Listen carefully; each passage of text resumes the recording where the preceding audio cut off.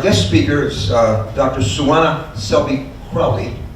She is a highly educated and trained anthropologist and archaeologist who has participated in numerous investigative research projects in her field, both in the Old World and in the New World.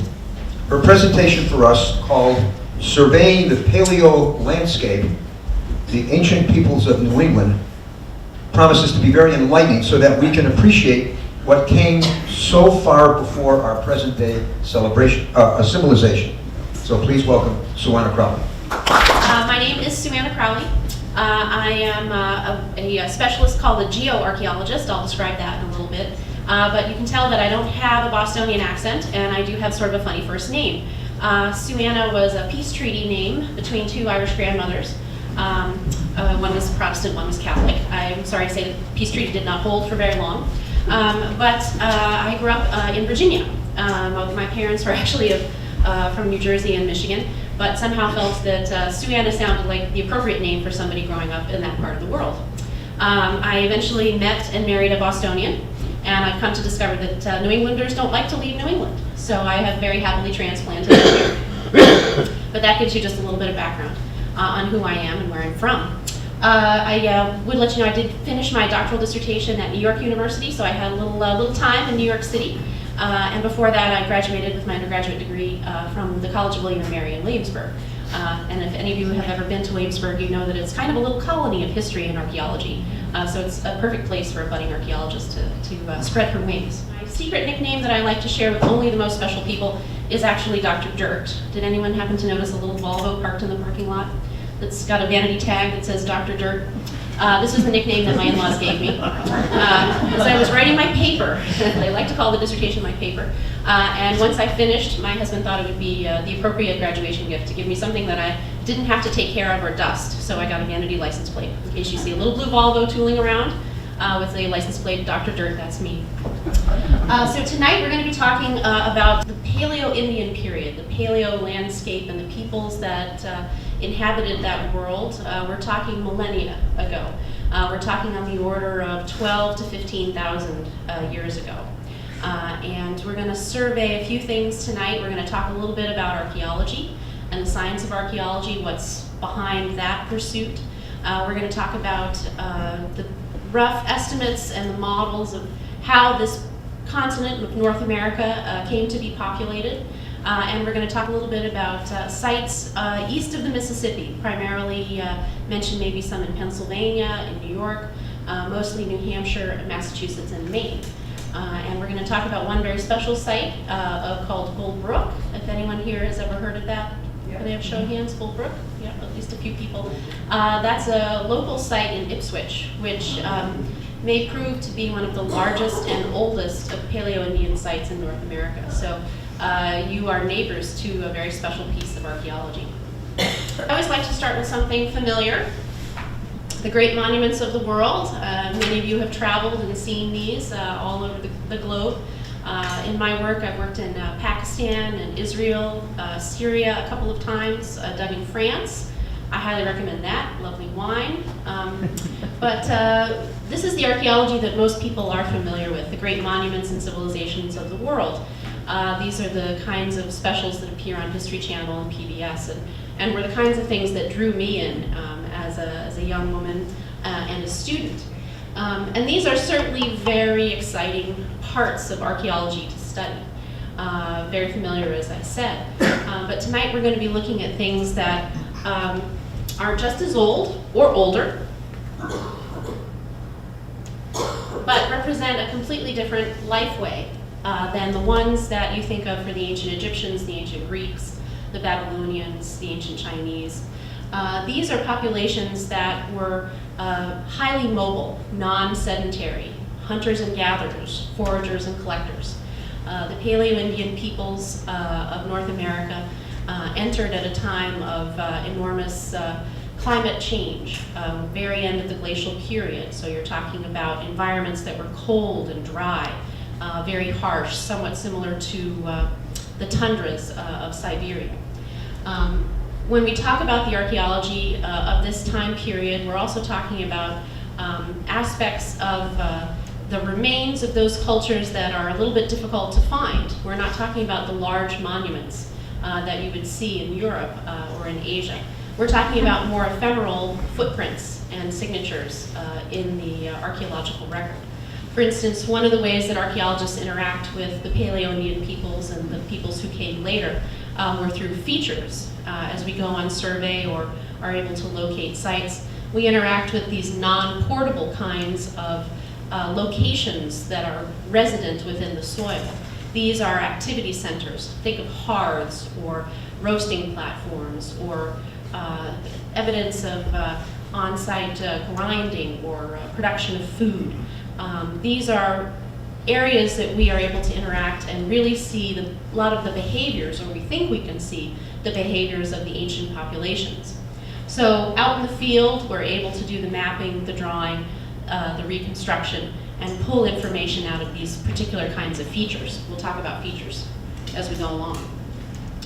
The other way that archaeologists really interact with their science, with their subject matter, is within the laboratory. Increasingly, archaeologists are moving into specialties like myself, where you not only do your work in the field, but you do your work in the laboratory, so that you are really dependent upon various kinds of scientific processes, borrowing from geology, from chemistry, from physics, and the other physical sciences, to really gather as much information as you possibly can out of very limited kinds of artifacts and features.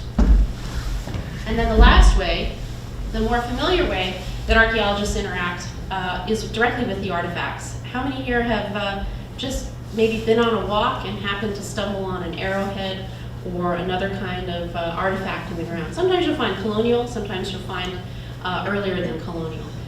It's a fascinating process to actually look down and see something on the ground that you recognize as having been shaped by the human mind and the human hand, and know that it's much older than the culture that you actually live in. Now, here's where the name Dr. Dirt comes in.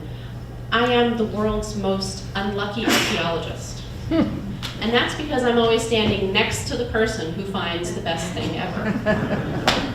So that disappointment, I mean, honestly, I was standing next to the person who found the remains of George Washington's children's toys in the ground. I was standing right there. I had been looking at that very spot, and I was looking at the dirt and not the artifact.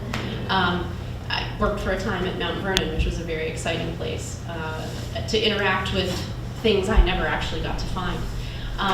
So I learned very early on that dirt turns out to be everywhere.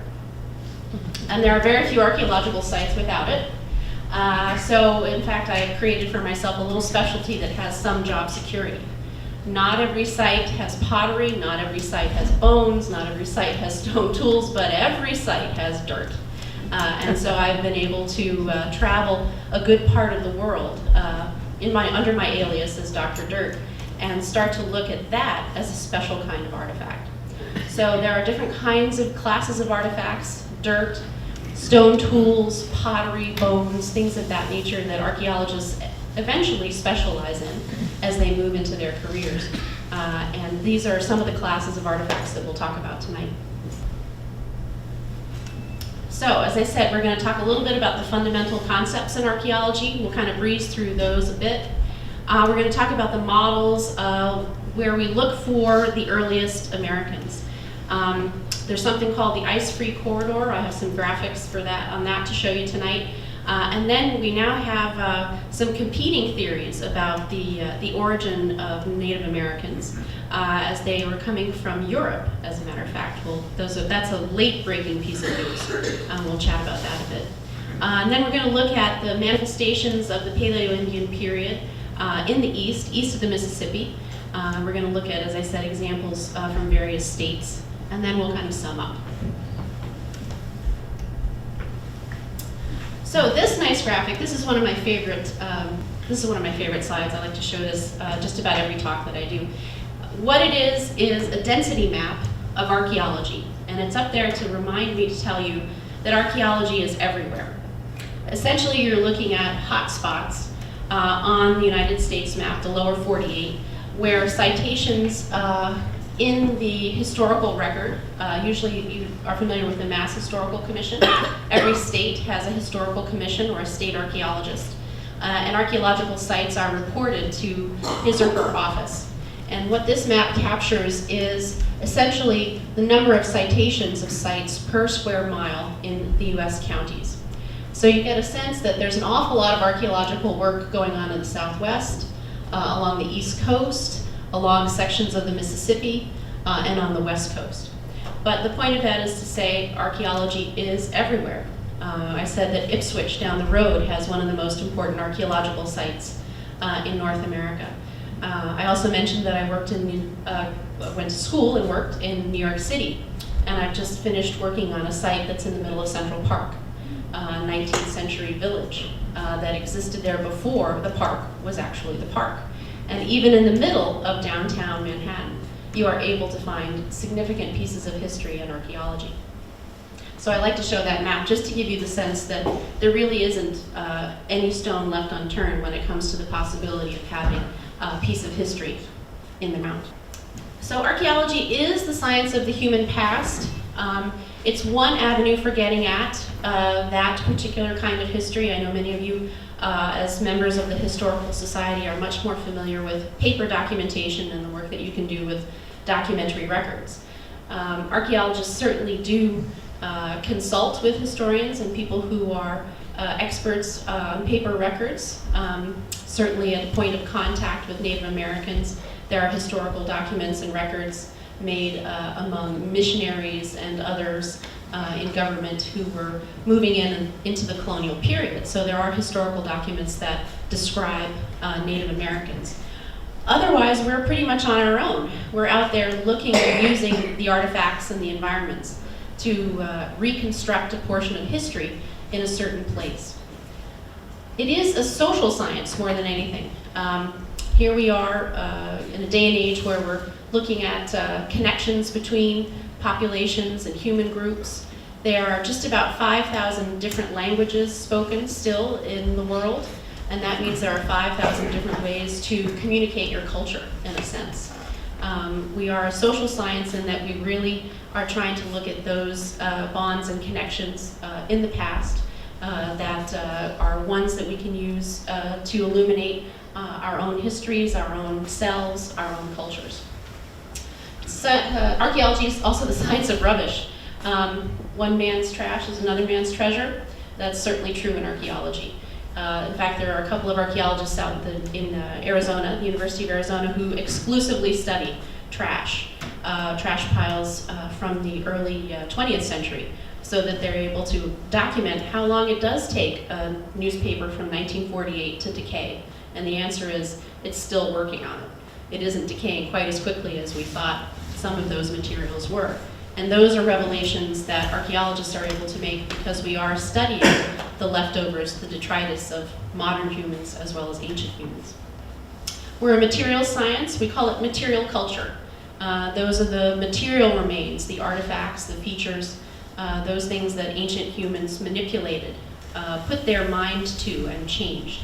So we're looking at that with the best of chemistry and physics to reconstruct the process, the materials, the trade routes, the social connections, the politics, all of those things that come from studying material culture. And lastly, it's a collaborative science. We wouldn't get anywhere if we didn't have friends and colleagues to contribute the best of those other fields, to borrow theories from and to certainly borrow scientific techniques from. So archaeology is not Indiana Jones. I know I have a lot of kids who come up to me and ask, are you Indiana Jones? And the answer is no. And I've never actually really worked with a whole lot of dinosaurs either. I did start life as a paleontologist. But archaeology is neither of those two things.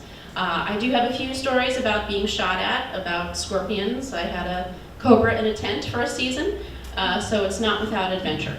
But mostly it is about the process and the amount of patience it takes to do the work in the field and then back in the laboratory.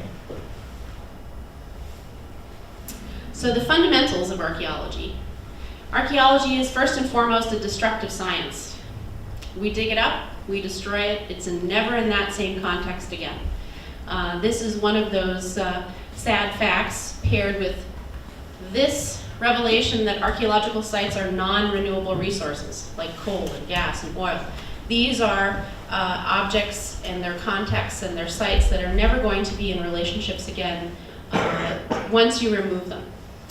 Quite often I give this talk, portions of this talk, to young people who are very interested in becoming collectors. And one of the things that I say is that once you remove an object from the ground, you've not only taken that object, you've taken the relationships that object may have to others that you don't see, or to the dirt, or other kinds of information that give that object meaning. Archaeologists recognize this, and that's why we take great pains to reconstruct, to document, to photograph, to take endless notes. I don't know if you are familiar with something called a Munsell soil color chart. We actually have an entire book of paint chips devoted to the very detailed examination of reds and yellows and browns, the trends and hues inside of soil. So we really try to capture as much information as possible as we're going along, very consciously aware of the fact that once we touch it, we have changed its relationship. Hypotheses can be tested, whereas I said, a science, but the results are not necessarily repeatable. Once you've dug up that site, you're never going to capture that information again. You have only the documents to prove those relationships between those artifacts and those features.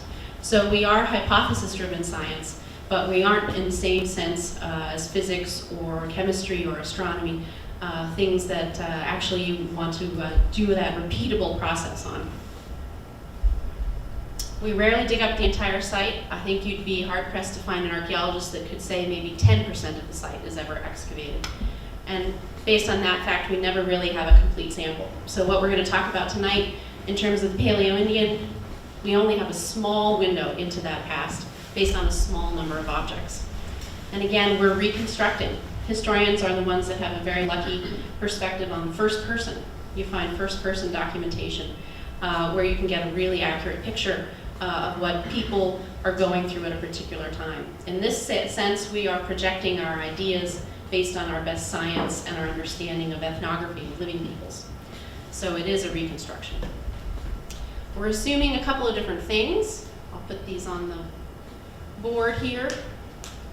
We're assuming when we do archaeology that people are interacting for particular motivations. They want to eat, they want to be safe and warm, they want to continue their lineage, they want to find some meaning in their life, philosophy, science, religion. They want to communicate about themselves, and they want to interact socially, politically, economically. Motivations that are awfully familiar to all of us. These are motivators for modern human populations. And we project and assume those similar motivations on ancient populations as well. And because we are able to assume those, we have a platform for trying to interpret what we find. Here's another one of my favorite maps. And what this basically shows is this is a reconstruction of how, starting about 200,000 years ago, how the continents of the globe were populated. You can see the red hot center at 200,000 years. In this area, southern and eastern Africa, where hominids, we believe, were moved to follow perhaps food, out into northern Africa, into Central Asia, out into Europe. You're familiar with Neanderthals and Cro-Magnons. And from there, about 100,000 years ago, starting to move eastward into India and Asia, about 70,000 years ago into South Asia and China. 50,000 years ago, we believe, was the beginning of the population centers in Australia.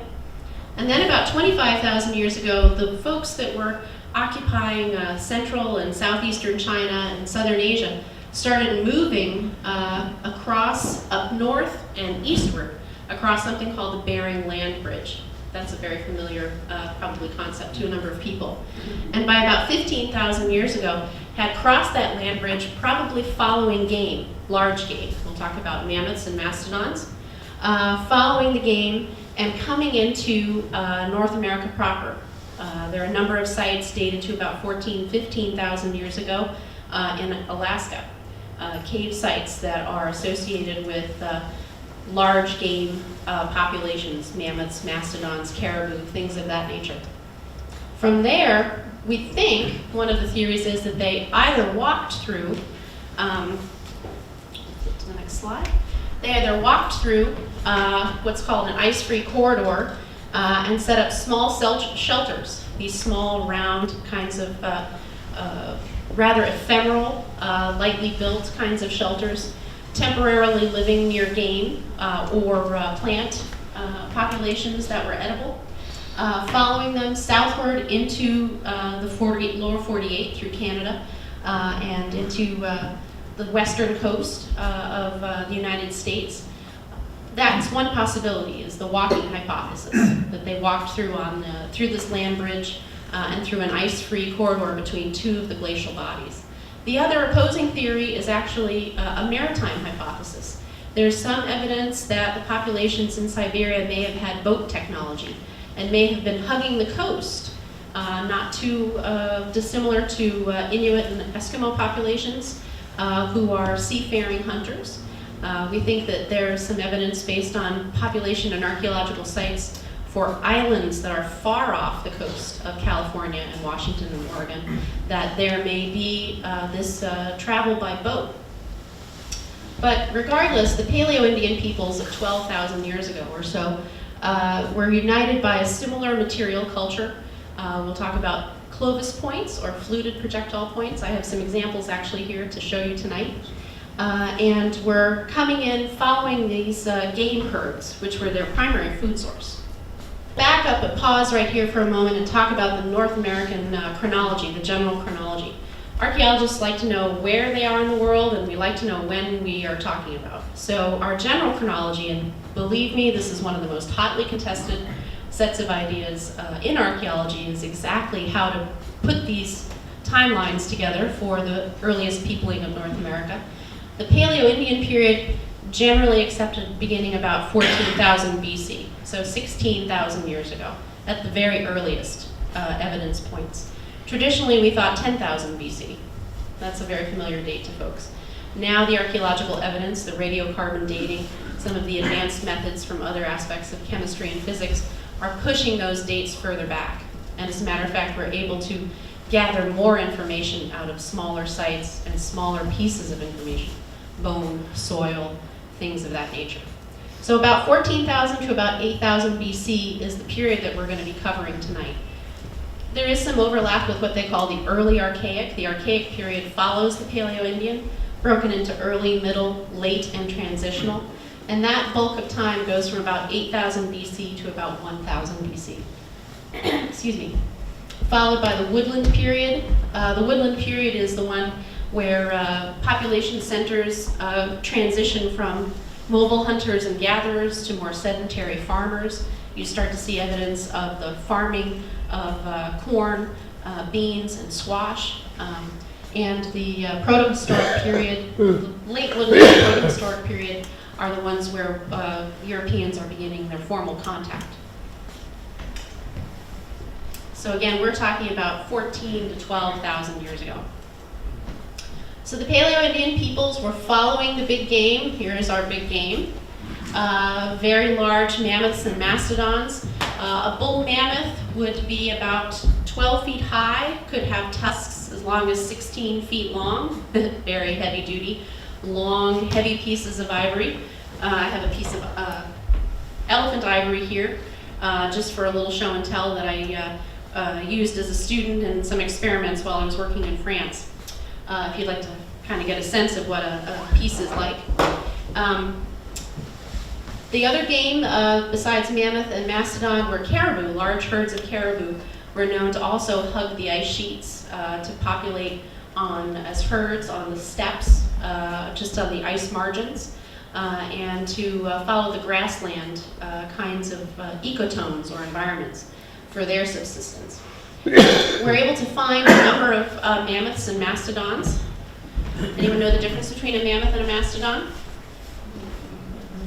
Size, that's a big one. And also tooth shape.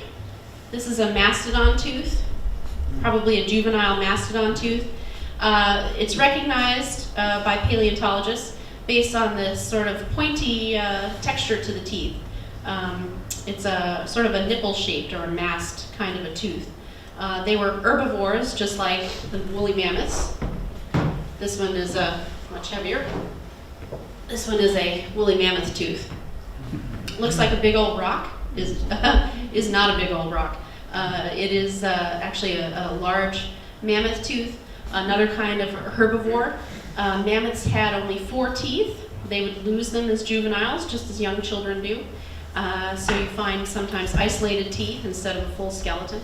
But they were grinding up foods, vegetation, between their 4 gigantic teeth. And just based on that one tooth, you can sort of imagine what kind of a size and shape a very large, lumbering mammoth might have been. An enormous food source, as a matter of fact. If you could, as a hunter, bring down a mammoth, you were looking at usable materials, meat, that could be smoked, dried, and preserved and feed a number of people for a great deal of time. So a very, very useful kind of food resource, certainly attractive enough to travel thousands of miles for. The Paleoindian peoples themselves, as I said, were following these game herds. In their distinctive material culture, their distinctive tool type, were these long, what we call fluted projectile points. Archaeologists don't necessarily refer to them as arrowheads. Arrowheads, you can see sort of the small triangular points in the case over here. These are projectile points. These would have been large, very sharp, as a matter of fact, kinds of projectile points. I have a couple with me tonight. Let's see if I can open this one.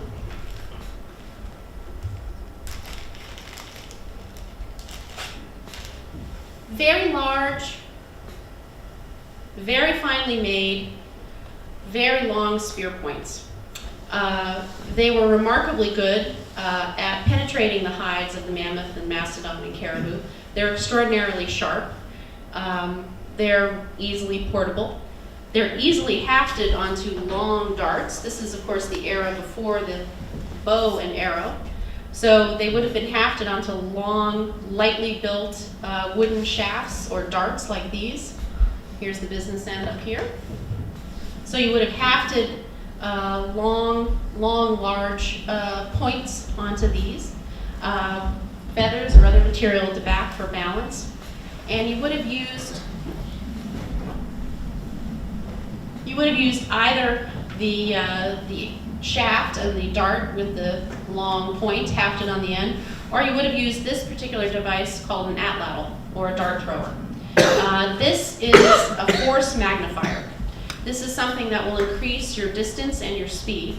Certainly something I would say very, very handy to have in case of encountering a very large 2 or 3 ton mammoth or mastodon. Not a creature I want to be up close to. If you've ever been to the zoo and seen the elephants, you know exactly how fearsome those can be if you're a relatively short, red-headed Irish woman standing next to one.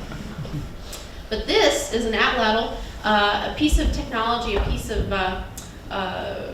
weaponry that has been around for a great deal longer than just the Paleoindian period. Other populations seem to have developed it maybe going back as far as 35 to 40,000 years ago, or even earlier. As I said, it's a force magnifier, so you're able to, let's see if I can put this down for a second. There we go. You're able to take this device,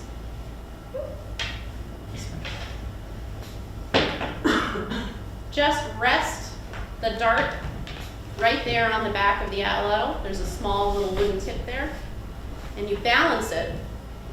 You balance it just enough to be able to then hurl it with this, and the motion is like that. And as I said, you get a good bit of distance, you get a good bit of force out of this very easy, very lightweight, portable kind of attachment to your weaponry. Now, how many of you have heard of man the hunter? The man the hunter theory? The idea that men were the ones that were going out and hunting? That's a very popular theory. It was the one that I grew up with as a graduate student. It turns out, because archaeologists and anthropologists like to experiment and play with their archaeological toys, there are groups of college students that compete in World Atlatl Day. I think Keene, the kids up in Keene, have a club that they do this pretty regularly. Turns out that women are darn good shots with atlatls and pretty regularly win these World Atlatl contests. I know that my husband's very into riflery. He knows that just from competitive riflery, women have a great deal of accuracy as well. So we can't rely just on the idea of male and hunter anymore. Certainly if you were dependent on a food source that lumbered into your path, you would want to have all hands on deck to be able to procure that food source, relatively rare food source, in a pretty harsh environment. So we're not able to specifically and conclusively say who was doing the hunting. We just know that probably both sexes were able to manipulate and use this kind of technology. Now the last little thing I'll point out to you is this reconstruction here. There was a number of years ago in the early 90s a skeleton found in Washington State. They nicknamed him Kennewick Man after Kennewick, Washington. He actually was the subject eventually of a Supreme Court case between a group of scientists and a group of native tribes. Before he was returned to the native tribes, I think he's still sort of held for consideration at this point. He has not been formally returned, but he's no longer being studied formally. Scientists were able to take the skull, which was relatively intact and certainly reconstructible, and project forensically an image of who that early human being was about 12,000 years ago. And it turns out that he looks remarkably like the actor Patrick Stewart. So that's our visual for who the ancient Native Americans were, at least one data point. It looks a lot like Jean-Luc Picard. So here we are, a good map of this ice-free corridor. You can see the two lobes of the glaciers. One's called the Laurentide and the other one's called the Cordilleran.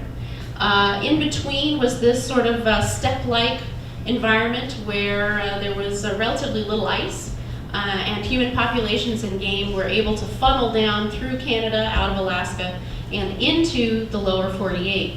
It looks remarkably like within about maybe 400 to 800 years, the entirety of the North American continent was populated by these groups. We also know that these groups probably kept walking. They didn't stop in North America, and they probably continued on into South America.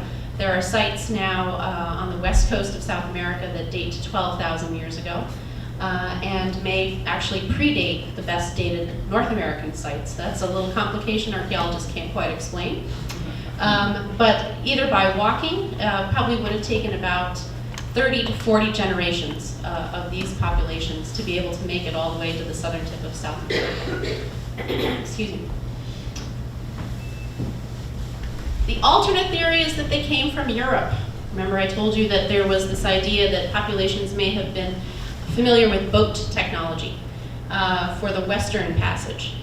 We know that Solutrean peoples of early France, may have also had a boat technology available to them and may have been able to cross, hugging the glaciers and the coastline of those continental and floating glacier masses, may have been able to float right across, follow the little red line in the map, all the way into Nova Scotia and down into North America as well. This is a highly controversial new model. The book, Across Atlantic Ice, was just published this spring by a fellow from the Smithsonian Institution who has dedicated a couple of decades to looking at the similarity between these fluted points and ones that come out of France and Western Europe, finding enormous similarities in the method of manufacture and that visualization that mind put into matter, that sculptor's touch, finding enormous similarities between Western Europe and North America.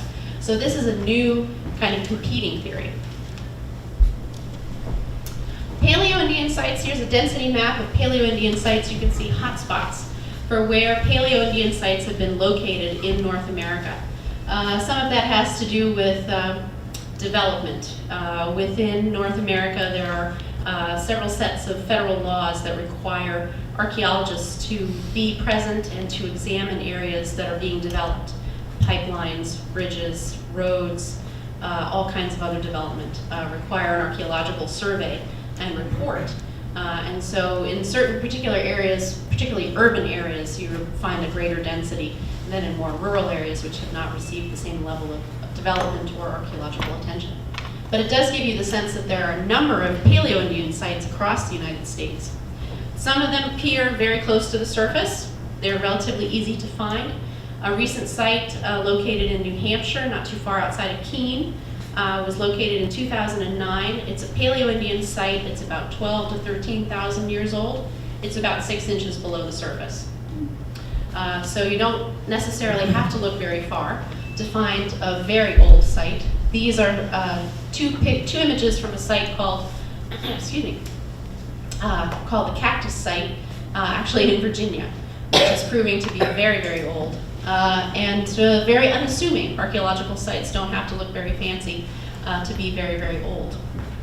In contrast, some of the archaeological sites that Paleoindian peoples were said to have occupied are very deeply buried. This is a site from Ohio. It's called the Leedsdale Site. And it's actually proven to have either that early Archaic or possibly Paleoindian material about 25 feet below the surface. This is on the Ohio River, so very, very deeply buried, very heavily sedimented set of terraces along this particular river. So again, when you're an archaeologist, you have to be aware of both of those possibilities, either shallow or very deeply buried archaeological resources. Another view of the population of Paleoindian sites, again, a lot of attention being paid to east of the Mississippi, and then a less dense population of sites west of the Mississippi. What I like about this particular slide and the one that follows is that you get a sense at 12,000 years ago of approximately where that big white blob is, where the ice sheet was in relationship to North America. So you're looking at still a very influential kind of cold and dry climate. Slowly getting better, slowly becoming the forested eastern woodlands that we recognize now, but still isolated areas of very actively moving streams, very heavily ponded, some ice margins, heavy moraines and drumlins, sort of features that are here in eastern New England that you recognize now. The other aspect of this particular map that I like is the light green outline around the edge of the United States, the eastern United States, hugging from about Texas all the way around Florida and up into New England and Nova Scotia. That is a reconstruction of where the shoreline was during this 12,000 year ago period. If you have a lot of water taken out of the oceans and bound up into large continental glaciers, you are pretty logically going to drop the level of the ocean. So your shoreline is going to be farther east. And as a matter of fact, there are evidence, particularly from the Chesapeake Bay area, which I'm very familiar with. Chesapeake Bay area did not actually fill in as an area of water until about 6,000 years ago. So there were human populations living on dry land that was then inundated. And fishermen and dredgers, oystermen in the south, are pretty regularly able to pull up artifacts from depths of water right off the coastline, because that was, as a matter of fact, dry land a number of millennia ago. Some people have reconstructed a pretty reasonable passage, either by quick boat ride or possibly by walking, the connection between the southern Cape and the islands. That there was that much water taken up inside of these ice sheets that you could have pretty easy walking passage or quick boat ride onto Martha's Vineyard or Nantucket. So that entirety of the Sound, Nantucket Sound, which is now being looked at for the Cape Wind project, will also be examined for archaeological materials. Here are some of the famous sites in New England. BullBrooke is the one that's very close by. Neponset and Wapanucket 8. Wapanucket is not too far outside of Middleborough. Dedick, Whipple, Jefferson, Vale, and Michaud. These are some of the archaeological sites that are dating to about 10,000 BC to about 12,000 BC. And what you find in the relationship with these sites is some of them are habitation sites, places where people lived.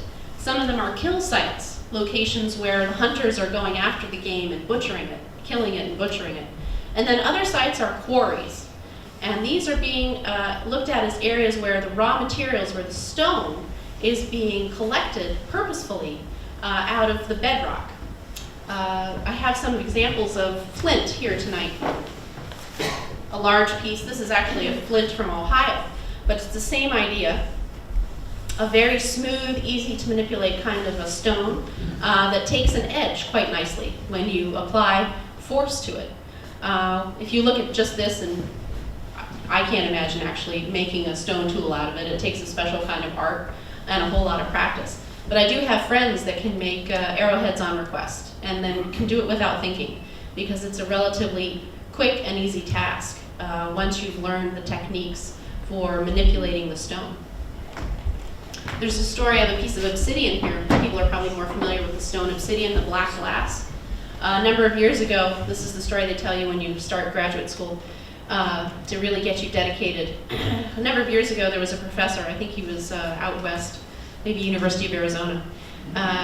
He was scheduled for a little abdominal surgery, and he had been working with this kind of particular volcanic glass for a number of years and really recognized it as maintaining a sharp, sharp edge.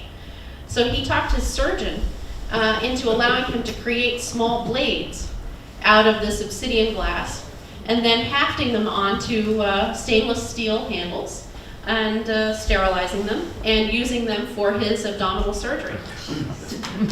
It turns out that obsidian, while greatly weaker than a stainless steel blade, has a much finer edge. And so this particular professor healed more quickly and with fewer infections.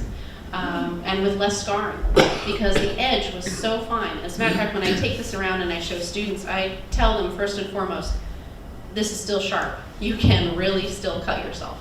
So if you'd like to hold it later on, just be aware of that. So BullBrooke is the site in Ipswich, just down the road a piece. As I said, it was a site that's proving to be one of probably the largest and one of the oldest sites in eastern Massachusetts, representative of the Paleoindian period. This is a photograph, I believe it's from about 1952. The site was originally identified in 1951 by a group of avocational archaeologists and was excavated over the next 10 years out of a sand and gravel pit that's not too terribly far from the Clam Box, if you're familiar with the Clam Box restaurant. So this was a cooperation between the sand and gravel pit operators and the archaeologists who would go in ahead of the pieces of equipment. You can see the little steam shovel up there in the corner. And this is an approximate location off of a Google map, so you can see its relationship to the coastline. So a very sandy kind of an area, probably shoreline as it is now. But what was significant about this particular site of BullBrooke is that over that 10-year period from 1951 to 1961, this group of very dedicated avocational archaeologists documented in a sort of a semicircular pattern, you can see those, just that dot pattern on the left-hand side of the slide, about 45 different small habitation locations, houses or tent structures, all of relatively similar shape, all of relatively similar sets of artifacts, stone tools inside. Some of them had hearths. We believe some of them actually had burials. All of them sitting discreetly next to each other, none overlapping, none dug in one next to the other. But all of them sort of situated in this sort of semicircular or circular kind of pattern. And over the last 45, 50 years, the site of BullBrooke has been almost continuously examined by professional archaeologists who are intrigued at this pattern. A set of habitation sites probably representing a single occupation. In other words, not a group that kept coming back to reoccupy, to follow a herd of caribou, for instance, season after season, and living one on top of the other, as you would find in some archaeological sites. This looks to be a single habitation period, maybe a season, maybe a year, of family groups, small family band groups, that were living next to each other as neighbors, occupying similar structures, living in a similar way, processing caribou, processing maybe other kinds of local vegetation, birds. They're able to find more now than just the mammoth and caribou. They're able to identify Arctic fox and hare, migratory birds, which were butchered and also part of the diet. In some instances, burned nut casings, possibly hazelnut and other kinds of nuts that were foraged in the area as the forests started to move northward and encompass this part of eastern Massachusetts. The other part of it is that archaeologists have recently begun to reconstruct the shoreline. I mentioned to you that the shoreline along the eastern U.S. may have been much farther east. Could have been 20 to 60 miles farther east in some locations along the eastern seaboard. Here you can see that coastal edge there, representing the Atlantic coming in. They think that perhaps the coastal edge was a few miles further east and may have been sort of an older cape formation, that sort of arm hook shape that meets a now submerged area called Jeffreys Ridge on the continental slope. And that this particular area may have been very grassy and very attractive to other kinds of migratory animals, birds, and hoofed animals. And this residence, this period of residence, these 40, 45 little residence locations represent a season of really enjoying themselves and the amount of food that was available, the abundant food that would have been available in this really unique, grassy kind of environment. So for this reason, BullBrooke is, excuse me, proving to be one of the more unique and completely excavated locations. It no longer exists. The sand and gravel pit company eventually took it over and mined the sand and gravel that was beneath it. But these 40 locations were mapped and documented, photographed. There is a historical record to the excavation process itself over that 10-year period. And recently, archaeologists from the University of Maine and elsewhere have begun to reconstruct those documents, do the history of that archaeology, as well as go back and try to remap and relocate what they can to identify the settlement pattern, the subsistence pattern, potential economy of this one location, which is very unique in the archaeological record. Here's a little bit up close with the inset of that ephemeral round kind of mobile hunter-gatherer structure. You can see that they're just traces of possibly overlapping, closely related features. As I said, hearths, the deposits of stone tools, in some cases perishable foods that actually did not perish. When you burn nut casings and other husks, sometimes they actually survive and are able to be identified in the archaeological record. So with a lot of great, careful, and detailed mapping, archaeologists are really beginning to pull a lot more information about the society and the relationships from these very bland and boring kinds of stones and bones, beginning to pull together a much bigger story from this small piece of information.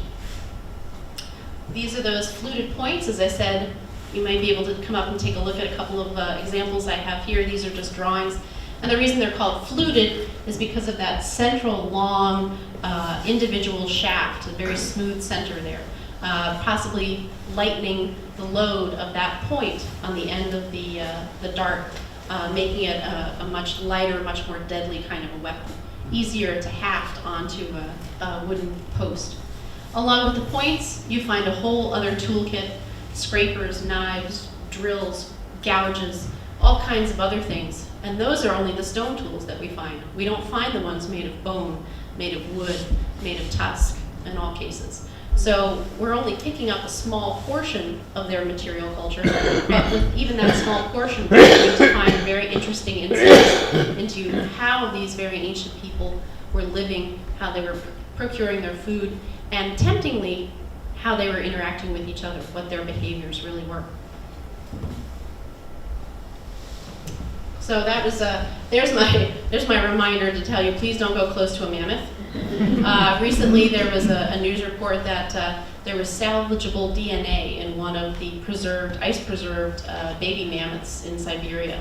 And some very adventurous biologists were going to attempt to salvage that DNA and start a crossbreeding program to see if they couldn't resurrect, Jurassic Park style, a woolly mammoth of some kind.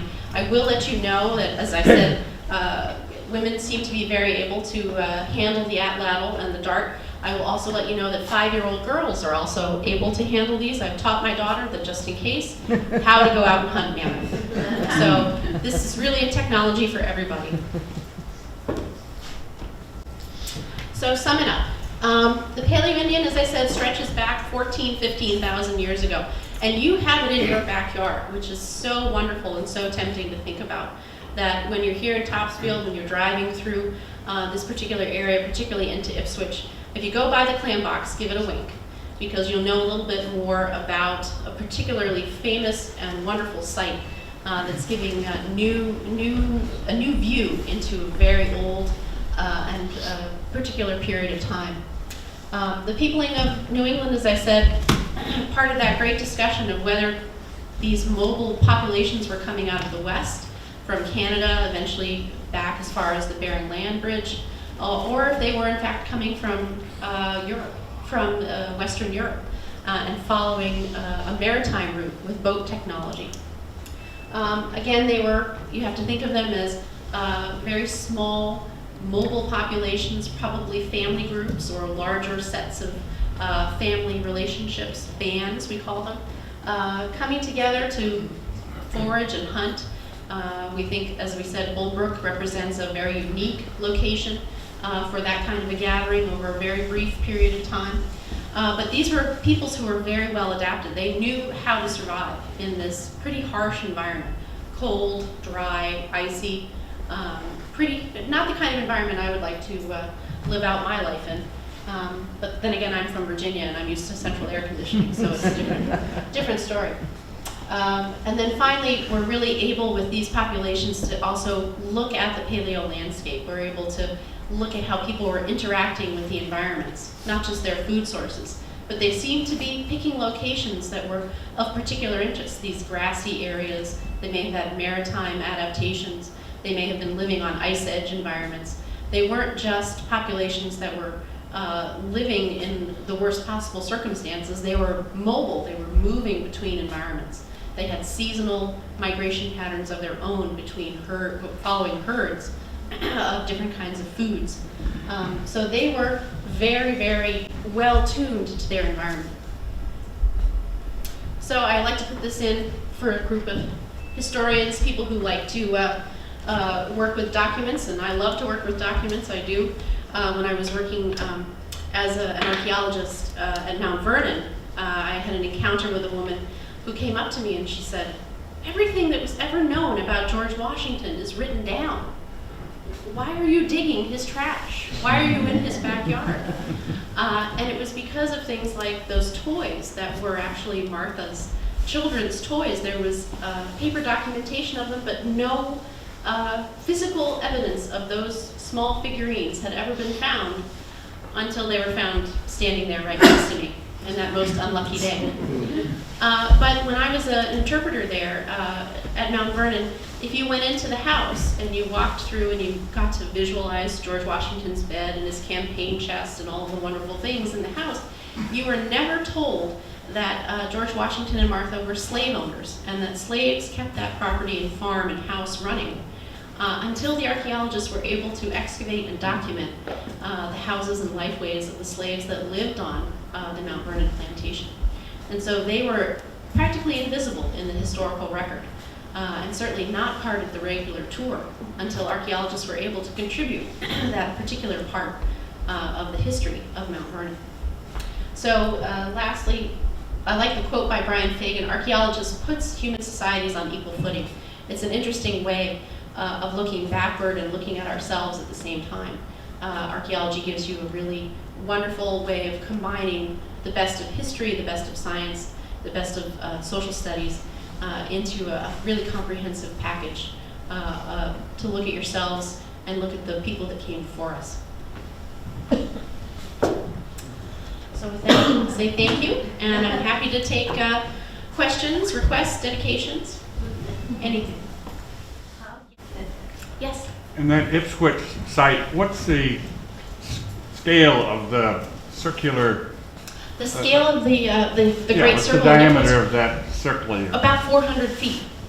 It's pretty small. I mean, really. It's not enormous. The huts themselves, or the structures, whatever those round structures may have been, those house-like structures, it's maybe something on the order of 6 to 8 feet in diameter, and then all spread out in a sort of a circular arrangement, about 450 feet.